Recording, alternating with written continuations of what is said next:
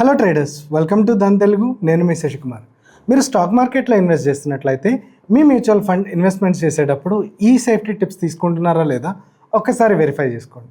So ఈరోజు ఈ వీడియోలో మీరు కనుక మ్యూచువల్ ఫండ్ ఇన్వెస్టర్ అయి ఉంటే మ్యూచువల్ ఫండ్స్ని సెలెక్ట్ చేసేటప్పుడు మీరు చేసే బిగ్గెస్ట్ మిస్టేక్స్ గురించి మాట్లాడుకుందాం.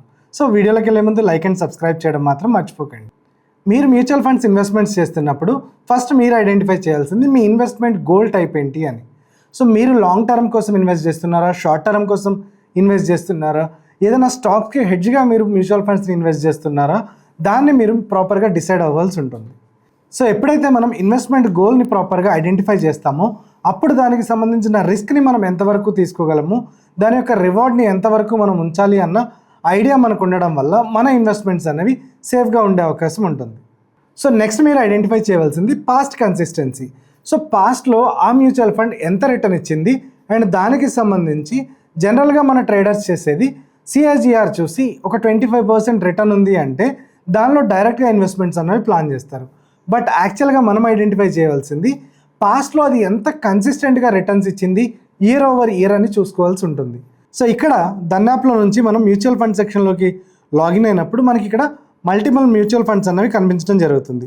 సో ఇక్కడ మనం హై రిటర్న్స్ ఇచ్చిన మ్యూచువల్ ఫండ్స్ని గమనించినప్పుడు quant large cap fund direct growth అనేది మనకి పాస్ట్ 3 ఇయర్స్లో 55.91% రిటర్న్ ఇవ్వడాన్ని మనం ఇక్కడ నుంచి గమనించవచ్చు. అండ్ ఇక్కడ నుంచి మనం చూడొచ్చు పాస్ట్ 3 ఇయర్స్లో ఇది మనకి ఓవరాల్గా ఇచ్చిన రిటర్న్ 55.91%గా ఉంటే బట్ 1 ఇయర్లో మనకి ఇది 3.55%గానే రిటర్న్ చూపించడాన్ని మనం ఇక్కడ నుంచి చూడొచ్చు. అండ్ ఓవరాల్ రిటర్న్ చూపించినప్పుడు 47.31%గా మనం ఇక్కడ నుంచి ఐడెంటిఫై చేయొచ్చు. సో డిఫరెంట్ టైం పీరియడ్స్లో మనకి 2024లో హైయెస్ట్గా ఉన్న ఎన్ఏవి మనం ఇక్కడ చూసినప్పుడు 19 ఫిబ్రవరి 2025కి 14 రూపీస్గా ఉండడాన్ని చూడొచ్చు. అండ్ ఇది ఓవరాల్గా గ్రోత్లో ఉన్న మనకి ఒక పీరియడ్లో మనం ఎప్పుడైతే ఎంటర్ చేస్తున్నామో ఆ పర్టికులర్ మ్యూచువల్ ఫండ్లోకి మనం ఎప్పుడైతే ఎంటర్ అవుతున్నామో అప్పటి నుంచి అది ఎలా రిటర్న్ ఇస్తుంది అండ్ నిఫ్టీ 50తో కంపేర్ చేసినప్పుడు ఇది ఎలా ఉంది అన్న విషయాన్ని కూడా మనం ఇక్కడ నుంచి డైరెక్ట్గా అబ్జర్వ్ చేయొచ్చు. అండ్ ఇక్కడ నుంచి మీరు చూడొచ్చు ఈ పర్టికులర్ మ్యూచువల్ ఫండ్కి సంబంధించిన ఎన్ఏవి 16.53గా అండ్ సిఏజిఆర్ 15.95గా ఉండడాన్ని మనం ఇక్కడ నుంచి గమనించవచ్చు. అండ్ ఇక్కడ నుంచి మీరు ఐడెంటిఫై చేయవలసింది ఫండ్ పర్ఫార్మెన్స్ అనేది డిఫరెంట్ అసెట్స్తో ఎలా ఉంది అన్న విషయాన్ని కూడా మీరు ఇక్కడ నుంచి గమనించవచ్చు. సో పాస్ట్ 3 ఇయర్స్లో మనం కనుక ఒక 1 లాఖ్ని సేవింగ్స్ అకౌంట్లో పెట్టినట్లయితే అది మనకి 1.1 లాఖ్గా, అదే ఫిక్స్డ్ డిపాజిట్లో అయితే 1.2 లాఖ్గా, రెగ్యులర్ మ్యూచువల్ ఫండ్లో 1.49 లాఖ్గా, అండ్ అదే మనం కనుక ఈ పర్టికులర్ ఫండ్లో ఇన్వెస్ట్ చేసినట్లయితే అది 1.56 లాఖ్గా ఉండడాన్ని మనం ఇక్కడ నుంచి గమనించవచ్చు. సో దీంట్లో మనం మేజర్గా చూడవలసింది స్కీమ్ స్నాప్షాట్. సో ఇక్కడ మినిమం ఎస్ఐపి అమౌంట్ ఎంత ఉంది, మినిమంగా లంసమ్ ఇన్వెస్ట్ చేయాలి అంటే ఎంత ఉంది, అండ్ అసెట్ అండర్ మేనేజ్మెంట్ మనకి ఇక్కడ 3281 crore ఉండడాన్ని చూడవచ్చు. అండ్ ప్లాన్ అనేది డైరెక్ట్ గ్రోత్గా ఉండొచ్చు. అండ్ ఇన్వెస్ట్మెంట్ లాకిన్ పీరియడ్ అనేది ఇక్కడ మనం చూసినప్పుడు నో లాకిన్ పీరియడ్గా ఉంది. సో మనం ఆ మ్యూచువల్ ఫండ్ని ఎనీ టైం పర్చేస్ చేయొచ్చు అండ్ ఎనీ టైం సెల్ చేసే అవకాశం కూడా మనకి ఇక్కడ నుంచి ఉంటుంది. సో ఇలా మనకి ఒక మ్యూచువల్ ఫండ్కి సంబంధించిన స్కీమ్ స్నాప్షాట్ని ఐడెంటిఫై చేసి లాకిన్ పీరియడ్స్ ఉన్నాయా లేవా అన్నవి అండ్ అవి మనకి గోల్స్కి అలైన్ అవుతున్నాయా లేదు అన్న విషయాన్ని మనం డైరెక్ట్గా చూడవలసి ఉంటుంది.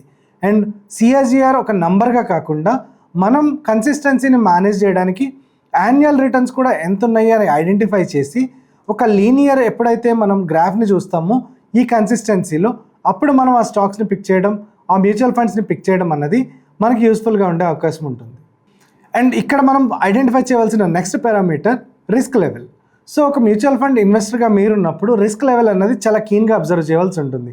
అండ్ ఇక్కడ మీరు చూసినట్లయితే ఈ పర్టికులర్ మ్యూచువల్ ఫండ్కి సంబంధించి మనకి ఓవరాల్ ఇన్వెస్ట్మెంట్ అన్నది హై రిస్కా, లో రిస్కా అండ్ మోడరేట్ రిస్కా అన్న విషయాన్ని మనం ఇక్కడ రిస్కోమీటర్ నుంచి డైరెక్ట్గా అబ్జర్వ్ చేయొచ్చు.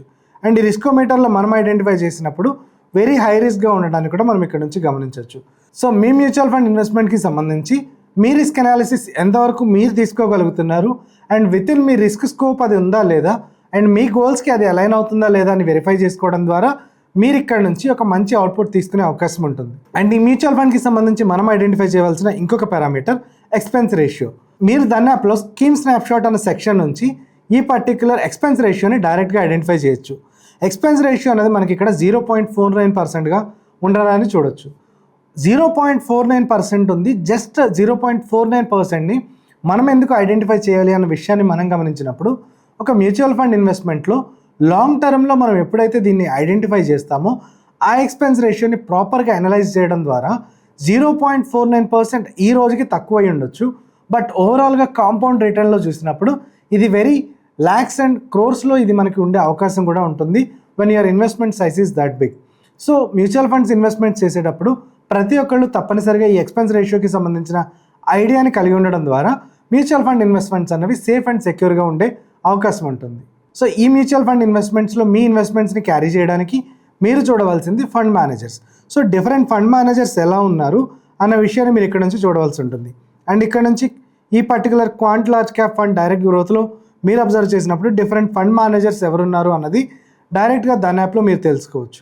అండ్ ఇక్కడ నుంచి మీరు ఫండ్ మేనేజర్ మీద క్లిక్ చేసినప్పుడు వాళ్ళు మేనేజ్ చేస్తున్న డిఫరెంట్ స్కీమ్స్ ఏవైతే ఉన్నాయో దానికి సంబంధించిన ఇన్ఫర్మేషన్ని మీరు ఇక్కడ నుంచి చూడొచ్చు. అండ్ వాళ్ళకి సంబంధించిన ఎక్స్పీరియన్స్ అండ్ ఎడ్యుకేషన్కి సంబంధించిన ఇన్ఫర్మేషన్ కూడా మీరు ఇక్కడ నుంచి డైరెక్ట్గా యాక్సెస్ చేయొచ్చు.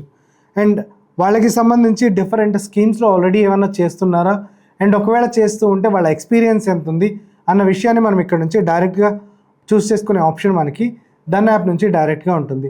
సో మీరు కనుక మ్యూచువల్ ఫండ్స్లో ఇన్వెస్ట్ చేస్తున్నట్లయితే మీ ఇన్వెస్ట్మెంట్ గోల్ ఏంటి అండ్ గోల్కి సంబంధించి పర్టికులర్ కన్సిస్టెన్సీ ఏదైతే ఉంటుందో పాస్ట్ కన్సిస్టెన్సీ దాన్ని మీరు ప్రాపర్గా అనలైజ్ చేశారా, ఒకవేళ అనలైజ్ చేస్తే ఆ రిస్క్ లెవెల్ మీరు తీసుకోగలిగినట్టుందా లేదా, ఈ విషయాల్ని ఐడెంటిఫై చేసుకుంటూ వీటితో పాటు ఎక్స్పెన్స్ రేషియో ఎంత ఉంది and me mutual fund managers ఎవరు అన్న విషయాన్ని ఐడెంటిఫై చేసుకోవడం ద్వారా ఒక కంప్లీట్ అనాలిసిస్తో మీరు మీ మ్యూచువల్ ఫండ్ ఇన్వెస్ట్మెంట్స్ని కంటిన్యూ చేసే అవకాశం ఉంటుంది.